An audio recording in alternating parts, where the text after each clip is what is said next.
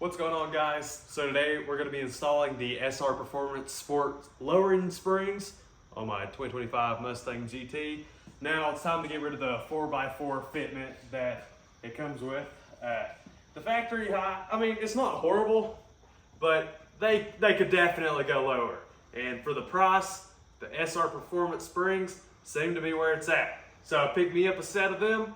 We're going to throw them in. I'll show you what we need. Alrighty, so before we show you the tools, I want to tell you something. Make sure you order a spring compressor kit before you even touch your car. Come here and I'll show you what's in the box. In the box you have two of these. They mount to your spring and compress it. And you can also take them and mount to your spring while it's still on the shock and compress it so you can pull the spring off the shock safely. You have to have access to one of these in order to do this. Now, I'll show you a video. We took the springs off without one of these, and it's very dangerous and very stupid. That's why we ordered this. I'll show you that video now. Don't point him. It's tough, dude. There we go. Alright guys, so here are the tools that we are going to be using to get the job done. So we got our lovely C-clamp right here. We got our pry tool. We got a little swivel right here. And you're going to need you a 13, a 15, an 18, a 21, and a 15/16. And then you are also going to need a 17mm wrench, a 6-inch extension. We got our impacts right here. And you're going to need a torque wrench, preferably one that can go up to 185 foot-pounds. So going on over here, got you a little hammer, and then the heart of this whole operation, can't stress that enough, the spring compressors. Get you some. We'll put a link to these. They're really high quality, and they'll be good to get the job done. Alrighty guys, first step of the operation, take off your wheels. Let's get to it.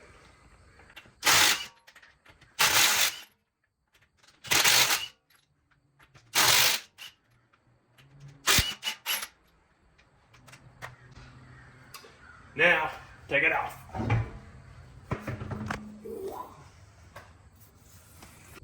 Alrighty guys, next step, we gotta remove the caliper bolts. We got one lower one right there, and come up here, and you got another one right there. And you just get those off. Alrighty guys, so we made a few adjustments. So we got a 3-inch extension along with our 15 impact socket, not a deep well. Just gives us a little bit of room to work with down here, since this fucking brake hose likes to be right the damn way. But that's what you're gonna need for it. Oh, got it. Come right up. Alrighty guys, so next up, we're gonna go over here to these two bolts that connects the McPherson strut to the knuckle, and you're just gonna remove these two nuts right here.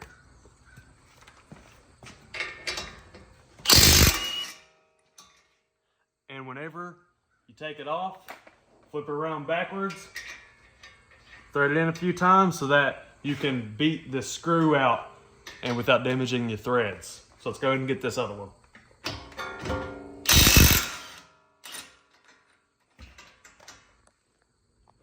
Alrighty, so once you have your nuts removed from the bolts and flipped around, all you want to do is take a hammer and hit the back side of the nut to push the bolt through.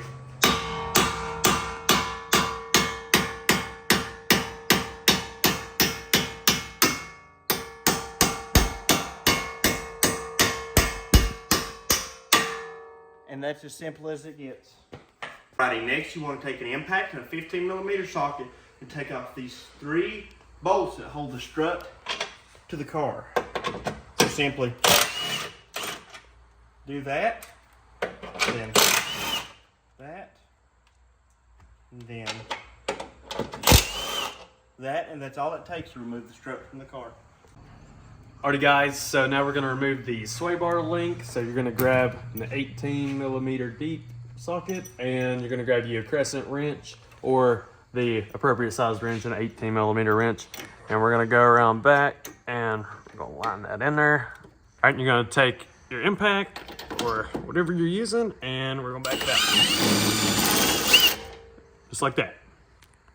Alrighty guys, so there are two little tabs that you just gotta pull back. You got one right here, and you got one right there. We'll go ahead and get those out real quick. One out.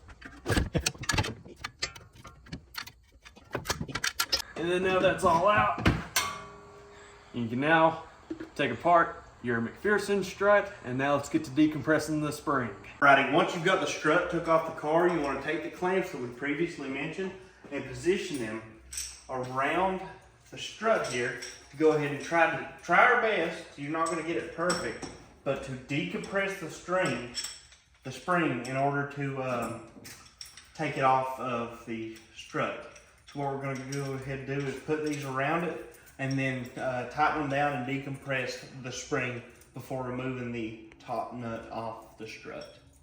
Alrighty, so after you took that off, now I'm going to give some advice. These are really hard to work with this type of strut. This little shield around the strut here is enormous, and these are really finicky to work with. What we've been doing to remove these struts is putting our impact up against this and then letting the strut kind of shoot this way. I don't recommend that. It's not the ideal way to do this. The ideal way to do this is have the spring fully compressed to where you can take it all apart and it's not touching this top bit when it's on there. Now, with how big the shield is around this, I can't think of a better way, but I don't recommend doing it. Alrighty, so we were actually able to remove it and take the impact and tighten these down to where you see them now. Now that we have it this tight, make sure that this piece is bumped up all the way against that. You'll take your nut and go ahead and start hand threading it on. Make sure you can hand thread it. Just get it started. That's all you want to do, is make sure you get it started so you can't cross thread it. Once you got your clamp on, pull this dust shield down so you can see what's going on. Then tighten it up, and then we're just going to check the torque here. Did you say 76 foot-pounds, Brody? 76. All right, so you want to go ahead and set your torque crank to 76 foot-pounds. The compressors, you want to go ahead and grab this, take this apart, and the shaft will spin, but this right here, the little triangle-shaped plate will not. So if you take this triangle-shaped plate and put the round bit in the middle in the vise, like so, take your torque wrench and tight enough, you should be able to torque it.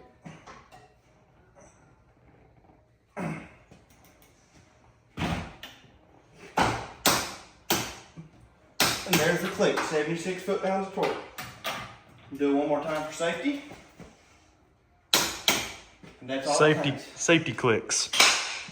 Alrighty guys, so we just got the second one in now. We're about to wrap up the front end. We're just getting everything back together. We're gonna re-torque everything, and then we're gonna go around back, and we're gonna hit up the back side. See y'all then. Alrighty guys, so we are almost done. We are around back now, and we're gonna start off, of course, again, we're gonna take off this tire. Let's go ahead and get to it.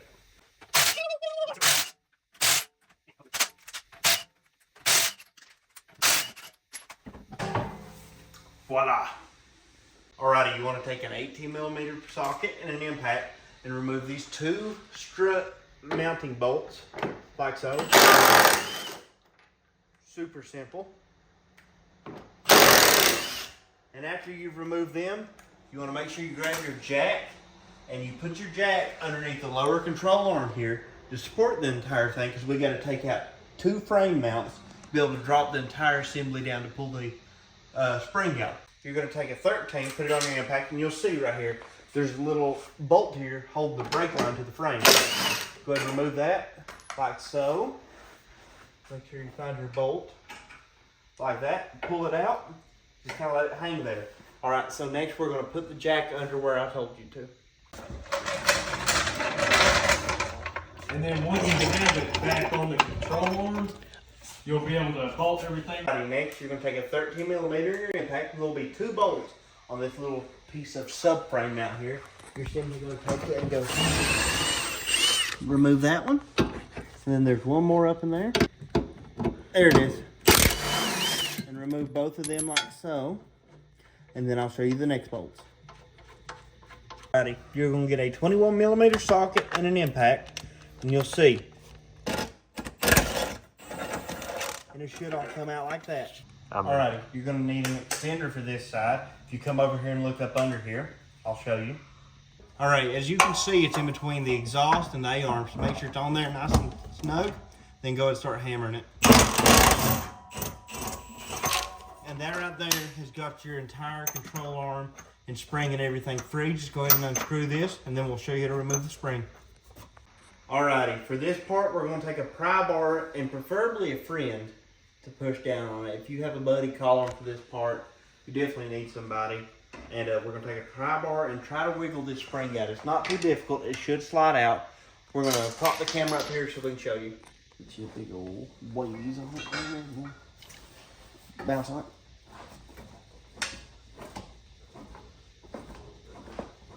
Hold still. Just.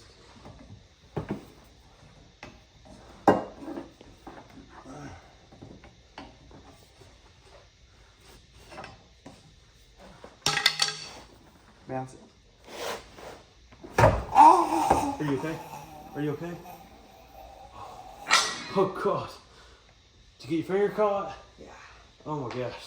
Smashed my finger, but we're all good. We're gonna go ahead and finish pulling this spring out. Ready? Put consistent weight on it if you can.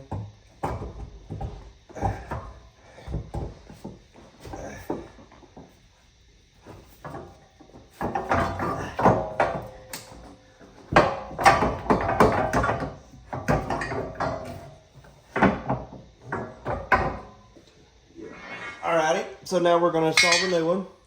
You want to make sure that it's not upside down, which I don't think it will be.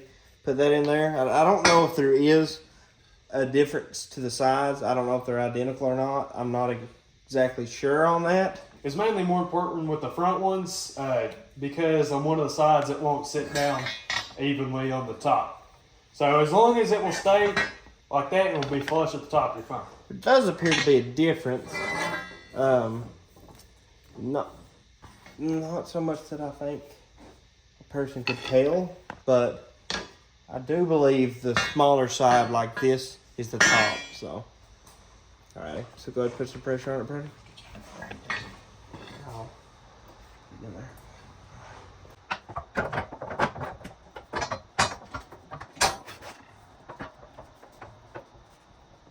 Where the spring is so much smaller, the lower spring, it's quite a bit easier to put in than the other ways to remove, if that makes any sense. Put the pressure on, Alright, we go. Alright, we're good. That's all it takes. Now we're going to take the jack again and we're going to put support back on that lower controller arm.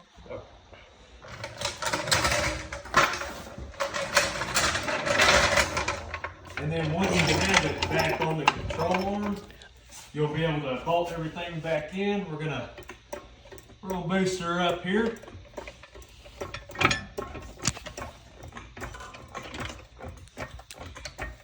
All you need to do is repeat the process that you used to remove everything and put it all back on and look up the factory torque specs. And I highly recommend torquing everything to factory spec instead of just hitting them with a couple of ugga-duggas.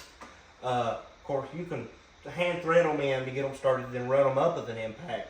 But I highly suggest getting that factory torque spec because that is the best option. Now, like these, I'm just going to run them up here at the impact. Get them there, and then there, and then we'll torque them down. But just repeat the process that we used to take everything off to put it back on. And after that, we'll show you the results. We'll show you in a minute. Well guys, here's the final product. Thank you for sticking around to the end. Make sure to check out our other content. Make sure to like and subscribe, leave a comment. If you have any questions, holler at us. We'll do the best we can. We're not professionals. Again, if you follow after us, we're still not responsible. But anyways guys, here's the final result. So it's gonna drop by 1.2 inches. Now these front springs are progressive and the rear drops by a full inch. And overall, you get just a nice, aggressive stance with it. But other than that, guys, let's go to wrap it up. Thank y'all so much for watching. Tune in next time.